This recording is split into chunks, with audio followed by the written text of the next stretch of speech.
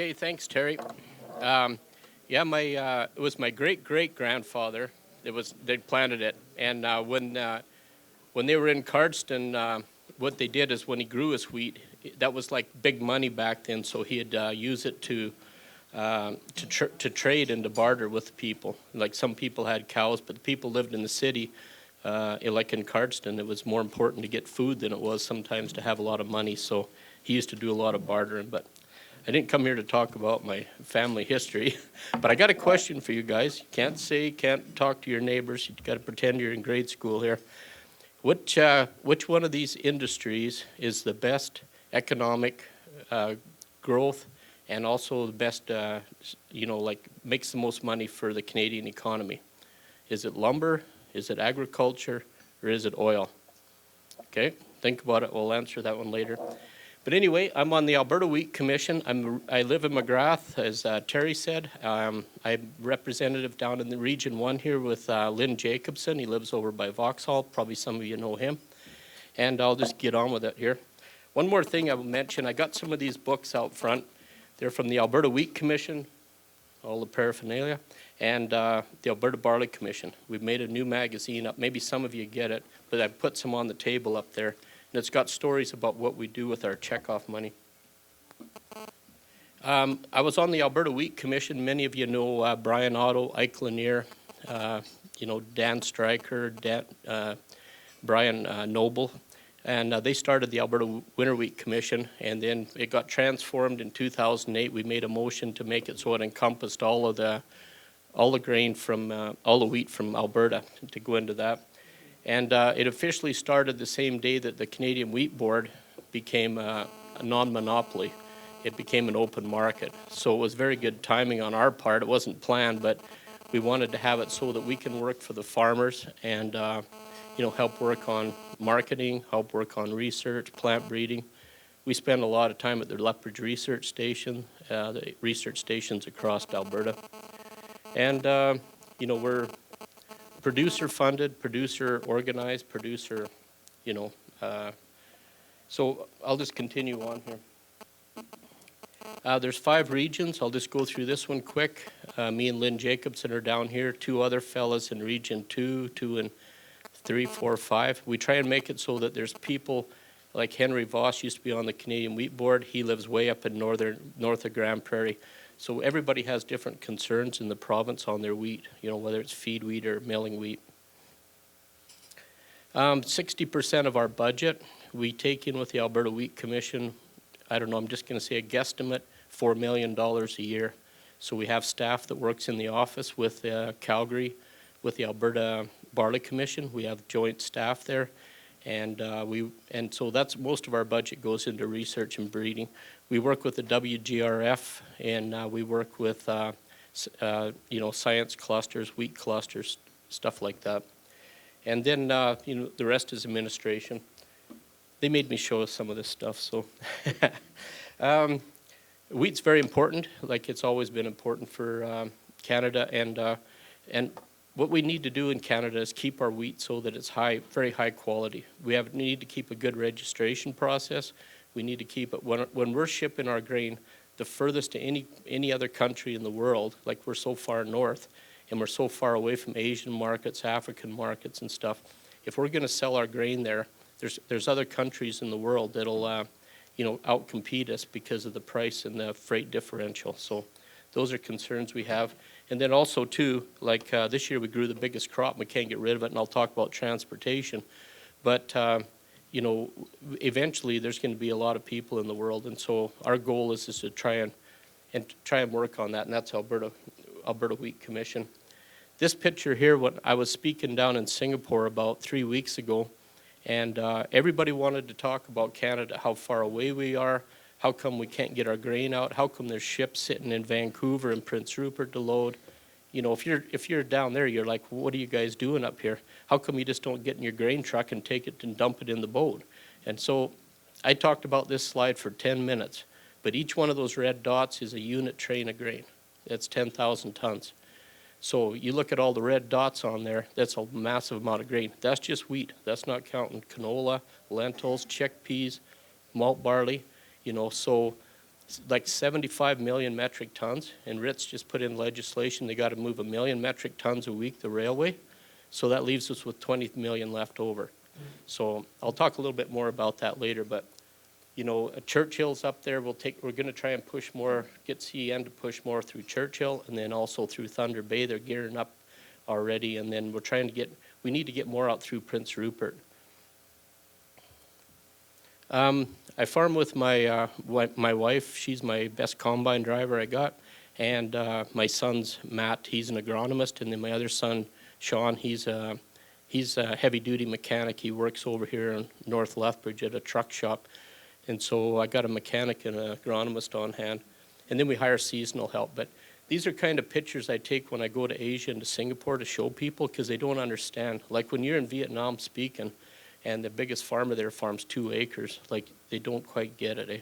So one of the analogies I used is I said that tires on that tractor there, to buy new tires to go on that, it costs $45,000. So if you're in Vietnam and their money's called a dong, that would be 8.5 billion dong to buy new tires to go on that tractor.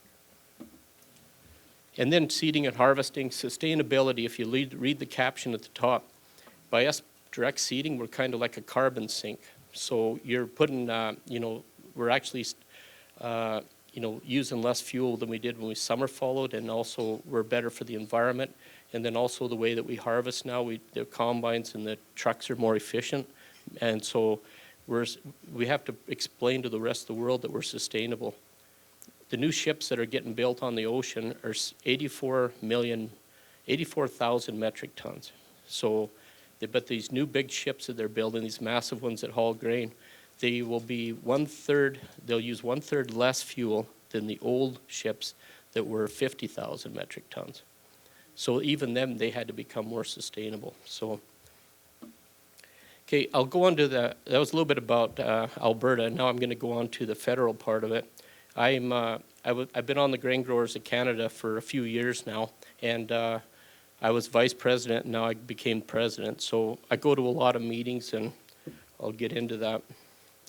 The Grain Growers of Canada, there's 14 groups across Canada. So there's like the Alberta Wheat Commission, Alberta Barley Commission, BC Grain Producers up in the North Piece, and then Atlantic Grain Council, Prince Edward Island, Nova Scotia, New Brunswick. They've formed one group because they're not as big a grain. And then Manitoba, corn growers. So anyway, there's 14 groups. Ontario and Quebec are not members of ours. They used to be, but we had a little bit of philosophical differences. So what we do is we still work with them on a lot of issues. We'll work with them on research. We'll work on them with plant breeding. We'll work on them with, not so much with the railways, but we still do a lot of work with the people in Quebec and Ontario. It's just that sometimes you can't always see eye to eye. The people in Atlantic Grain Canada, or like in Prince Edward Island that's on our board, Michael Delaney, I'm like, why would you want to belong to Grain Growers of Canada? But they have problems out there too, and they have nobody to support them because they're such a small industry. So if we start talking about railways, then we can take it to the minister and say, you know what, we got partners in Prince Edward Island and Nova Scotia that can't move their grain, and so you have to help them out. And then also our plant breeders in Lethbridge, they work on fusarium, they'll work on ergot, and they'll work on more disease, wheat midge. They have those same problems in Prince Edward Island. So then our plant breeders will actually breed stuff here in Lethbridge, and then it goes and helps them out in Prince Edward Island, Nova Scotia. The 5 committees we have, I'll try and be brief here, that we work on with the Grain Growers of Canada: research, which is like plant breeders, we'll get it from other groups; marketing, transportation, I'll talk a little bit more about in a minute; but sound science and sustainability. The sustainability part of it is we want to do things efficiently, use less fuel, be better to the environment. But the sound science, I want to explain to you, that's biotechnology, that's GMOs, that's hybrid wheats. Those are issues that we're going to have in the future, whether we like it or not. Other countries are already working on this stuff. So we have to be at the forefront to understand it, to work with it, and see where it's going to go. Because, there's a lot, like Europe, they say we don't want any GMO products, we don't want any GMO stuff in Europe. But yet they don't mind taking in our feed grains and our, livestock feed that's all GMO. So it just depends on what's important to you. I don't want to get into that all. We can talk about that one all day. Please write down your questions. I can argue with you later about it. But that's what we do with the Grain Growers of Canada. All the groups bring our information to us. Right now we're working on transportation big time, so everybody comes in, what it affects them. You know, corridors, they can't get the oats out of Winnipeg down into Minneapolis right now for the Cheerio plant, for a Quaker oatmeal plant. So what are they doing? Minnesota, they're bringing in oats from Scandinavia around on the Atlantic Ocean up the Mississippi and putting it in their plant because we can't get it from Winnipeg to Minneapolis. It's just crazy. So those are things that we have to work on. Okay, when the Canadian Wheat Board didn't become a monopoly anymore, so you can still sell to the Canadian Wheat Board. And I know this is important to some of you here because a lot of you used to be farmers and you understand it and you didn't want to see it go. And I'm okay with that, you know. But the commissions that started now, like the Alberta Wheat Commission, you know, Saskatchewan Barley and Wheat Commissions, they just got going. They're going to help to fill some of these voids. And when we formed like the Canola Council, there's the, you know, and then the Cereal Council just got formed here a week or two ago. And the Cereal Council, they're going to be working on exporting or like help marketing of wheat, help making sure we have good qualities of wheat. So, you know, the farmers are filling more of a void than they used to be. The Canadian Wheat Board used to look after everything. They looked after the railways, they looked after marketing our grain, they looked after it all. But now, with this giant crop we have, people say to me, see, if the Wheat Board was still in place, none of this would have happened. And I'm going like, if the Wheat Board would have had a 30% bigger crop than they had in history, they would have a problem too. But also too, right now, is that grain companies, if you go down to Sweetgrass or you go down to Shelby, just drive over there and look, they're building massive elevators, they're building massive fertilizer sheds, they're building massive railway lines bigger. They want all of our grain from southern Alberta to go down there to them because they know we have good quality products. They put it on their trains and away it goes to Portland or overseas. So they're gearing up. They could see that when the Wheat Board monopoly was going to end, they're going to take that void. And so that actually, you know, helps us to make sure we're going down, and also the farmers are getting a higher price for it. I know I could talk about this stuff all day. This is all I do. My phone rings constantly, but we still work a lot with the Canadian Grain Commission. They're a quality assurance. They work on mitigations. If I have a sample of grain I take to the elevator, I say it's a grade 1, they say it's a grade 3. I can take samples, send it to the Grain Commission in Winnipeg. They say, yep, it's a grade 2. We're in the middle. And then the Canadian Grains Institute, that's who I went with when I went down to Asia in November. And they take the samples, like all the farmers are supposed to send samples to the Grain Commission and to the SIGI. And then they take it and they mill it there in their little mills, and then they know the quality of it. Then they have a new crop mission I'll talk about in a minute. And that goes, they take that down to the other countries and show them what qualities and what we have. In Australia, they grow lots of wheat. In India, they grow lots of wheat. But it's not as good a quality as what we have. So a lot of these big mills, what they do is they'll buy part of ours and they mix it in with it. So I'll tell you a few more facts when we get on. But we still work a lot with the groups. I get to go to Ottawa quite a bit, and once in a while I take my wife with me. But you got to put in a picture of. I think that what the schools should do is they should have it so that one time in your lifetime, every kid or every adult has to go to Ottawa and see the Parliament buildings and see where your money goes to. It's pretty cool, right? So if you get around to the back and see the library, it's awesome. Eh? I know some of you have been there, but someday just go on a trip there. It's pretty cool. Okay, another thing that we work on with the Grain Growers of Canada is LLP, low-level presence. And so that would be like the Triffid flax issue that happened a while ago. So we'll work with the ministers, we'll work with grain companies, we'll work with CFIA, we'll work with Ag Canada, and we'll try and help solve these problems.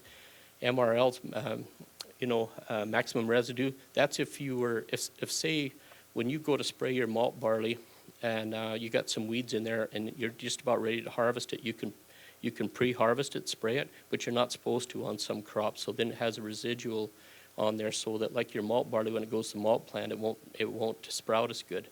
So like those are things that we have, but when you ship that grain to other countries, they can do testing on it, and they can do it into like the billions, into the trillions, they can test it. So if they find anything on there, so we have to work with the other countries from the federal point of view, where do we have a limit? Do we have 0.05? Do we have 0.005? So that's LLPs is like grains in there. Like say a ship takes over a boatload of corn from the United States over to Asia, and then they come back and they take a boatload of our wheat, and the guy never cleaned out the corners on the ship. Well, then, of course, it's Canada's fault because our wheat's got some corn in it. So those are concerns that we have, and so we work with those. CETA and WTO, Comprehensive Economic Trade Agreement, that's the one with Europe. And then WTO, we work with those. There was a meeting a month or two ago down in Bali that the ministers were at there. Those are continue-on things. We don't have the agreement made with Europe yet, but we will right away. And then Trans-Pacific Partnership, we're trying to work on one around the Pacific Ocean. So that includes Japan, China, New Zealand, Chile, Costa Rica, and up this way. And so we'd have some kind of a trade agreement there. But of course, the stumbling blocks are with Korea is there's cars built over there, and the unions down in southern Ontario, they don't want to see the cars come in. And then like with the dairy producers, they don't want to see the cheese come in or the lamb come in, from New Zealand. So those are things that there's a lot of different play just in grain and those things. And then, the sound science, those are things that we can always continue to work on, which is GMOs, biotech, and stuff like that. So the biggest bumper crop, I get asked to do interviews all the time, and so the Globe and Mail did an article, and that's the old elevators in McGrath, if you guys recognize them there. But we just produced a big crop this year, and the cold weather, the train said, we can't get through the mountains and stuff. It's not that they haven't had them here for 100 years, but at the terminals, like 90% to 100% capacity. So if you go to the elevators in Lethbridge or in anywhere around here, like they're almost always full. Like if they say, okay, there's a call, the trucks, you go look, they're just lined up there. So, but the railways got to get it out of here faster, but then also with the port, they've got to be able to unload it and get the cars back out of there faster. So those are things we're talking with the port authorities about. Is their units getting too old? Can they load the ships in time? Can they load the big ships that are coming in? And then also, it's a major economic hit for us farmers when they can't move our grain. You're paying more interest at the banks. You're paying on your cash advances and stuff like that. So it hurts the farmers financially. So with the railways, what we do is I get to meet with the railways. I get to meet with like the head people at Burlington Northern when I was down in Washington. I said to him, what's going on? Like, how come you guys are moving your grain faster? And he says, don't ask the farmers down here. We're not moving it any faster than you guys are. But he says, if you guys are so concerned about it, why do you keep leasing us your locomotives? So what Hunter Harrison did is he went and says, okay, let's streamline it, got rid of a whole bunch of people's jobs, and then he took the locomotives and leased them out to Burlington Northern. And so if you go down into the States and drive around, you see CP locomotives driving around down there. So we're saying to him, why don't you bring them back and help get rid of our grain? We can get into, financial obligations and all that stuff. But what Minister Ritz has done here just lately is that there's going to be penalties that are going to be enforced. It's going to go through the third reading in the House of Commons tomorrow on Bill C-30. And you're going to have, so that right now the railways can't be penalized. So if they didn't move any trains tomorrow, so there had to be some kind of legislation put in. There's like a service level agreement that was done in 2012, but after this big crop, it's brought every little nook and cranny to a head. Why aren't you moving oats out of Winnipeg to Minneapolis? Why aren't you keeping Prince Rupert full? And why aren't you keeping Vancouver full in the winter? Like there's no trains going to Thunder Bay, so let's move them this way. So from my point of view, I have a combine, I use it 2 months of the year, and it sits in the Quonset the rest of the year, right? But a locomotives, they're saying, well, wait a minute here. We have 400 of them or 1,000. I don't know how many they got. But they have all these. But unless they're all going, they don't think it's economically viable. So I'm saying to them, well, why don't you go get your 100 locomotives, you leased to Burlington Northern, bring them up here in the winter, and help take more cars. If you can only pull 85 cars, then have more locomotives going and get more going. It's all to do with safety factors and the airflow and the cold air on the air connectors on the trains. That's what the problem is.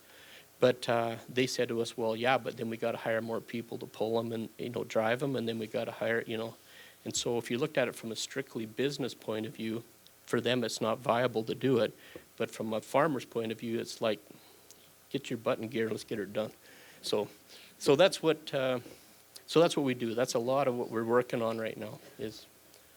And we do a lot of work with, like, Minister Olson, our ag minister here, and with Minister Stewart in Saskatchewan, our ag ministers, with the federal government.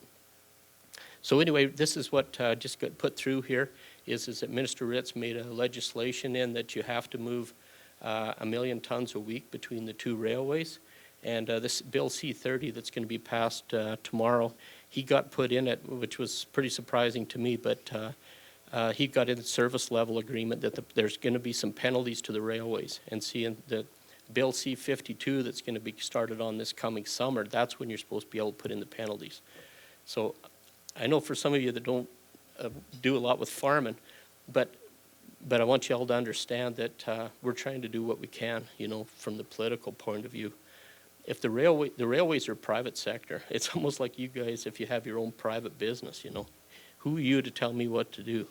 And so what we're trying to do is work with them and say, and when I talk with the railways, I meet with CPC and the head people. I say to them, why do you make us go through this grief? Just move our grain, get it in gear.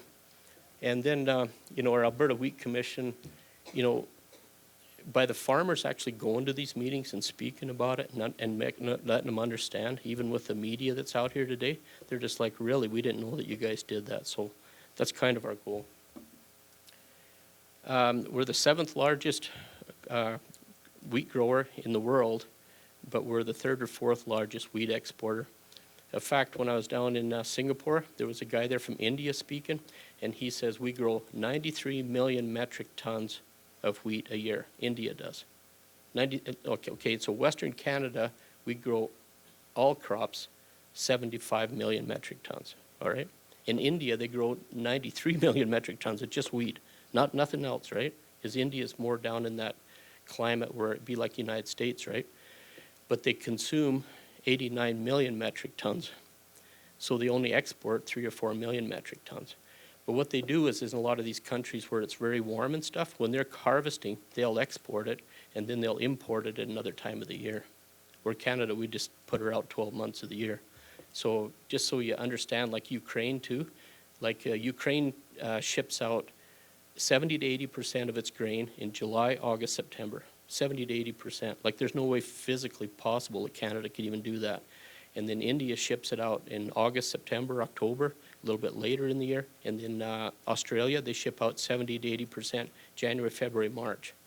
So actually in the whole world, if nobody shipped a kernel of grain for 3 months, the world would run out of grain. But the world says, no, we're good with 3 months. If there's an excess 3 months, we're good because there's always somebody else coming on side. 5 minutes? Okay, I better get going here. I was over in November. I was over went to 8 countries in Asia with with SIGI, and we went to Vietnam and Malaysia. We went to Bangkok, Thailand. We do interviews, meetings with all the grain buyers and stuff. But we had a half a day off when we were in Saigon, or they call it Ho Chi Minh City. And we took a boat ride up, about 4 or 5 of us wanted to go, and we went to the Chu Chi tunnels where the Vietnam War was fought. And that guy was standing there, and he says, okay, this is where the tunnel tour starts. And we're standing there looking like, what are you talking about?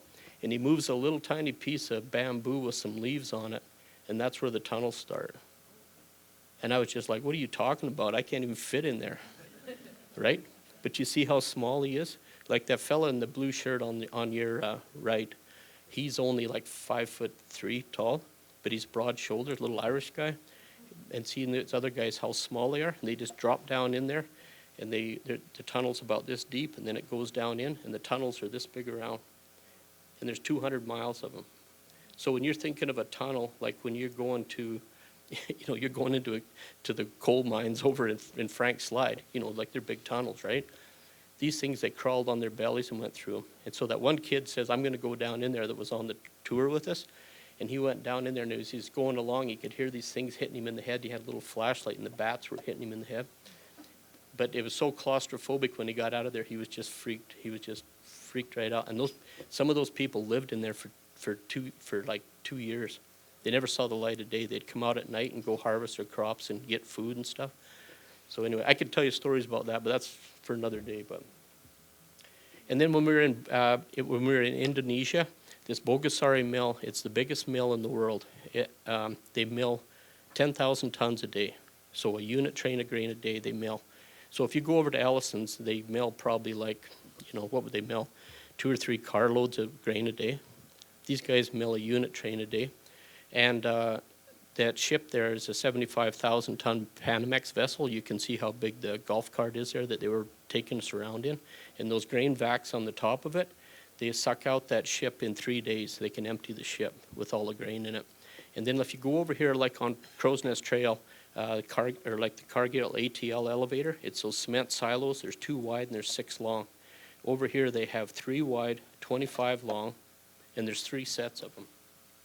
Like, it's unbelievable. Like, you have to have golf carts to even get around. Like, it covers the mill is so big it covers blocks and blocks. But there's 25 million people in Indonesia, but also too, they ship to other countries there too.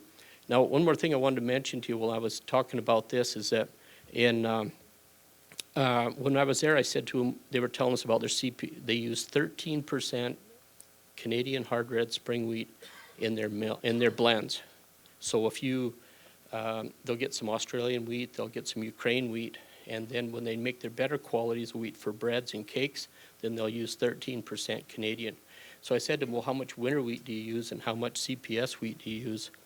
They said, we don't know what you're talking about. And so we talked to them some more, and then I said to the guys from Sigi, well, you're explaining this to them. But the Canadian Wheat Board forgot to tell them that we never sold winter wheat and CPS wheat. They only told them about the CW, or hard red spring wheat. So just a little fact. And then I went to Asia, Singapore about 3 weeks ago and spoke at this. There was 37 countries there, and we talked about grain exports. But every other speaker that spoke in front of me said, Canada's logistical problems. You should buy more grain from Ukraine, or you should buy more grain from Russia, more grain from Australia, and stuff like that. So I changed my whole speech around. So that's why I talked 10 minutes on that slide with all those red dots on it, because I had to explain to him that, we're going to work on this and make it better. But the guy from Bogasari Mills that spoke there, he says to me, if I put a boat in Vancouver and it sits 15 days in demurrage, he says, I'm okay with it. 30 days in demurrage, he says, I'm getting upset. Like, what are you guys doing? 45 days in demurrage, he says, okay, where should I be sending it to? And should I ever send one there again? So this is what the comments I take back to Minister Wright and to Minister Ritz. Here's a picture of Singapore. These ports in Singapore, they're just massive, eh? Those container units there, the big ships come in with the container units from China. They unload them all, put them on smaller ships, and then go out to Myanmar and to other smaller places like that. But it's just like a zoo there, and it's pretty neat to see this, how efficient these people are at moving everything. And then the questions you have to wait till later, because Terry's already standing up, kicking me out of here. So anyway, that's all I can tell you.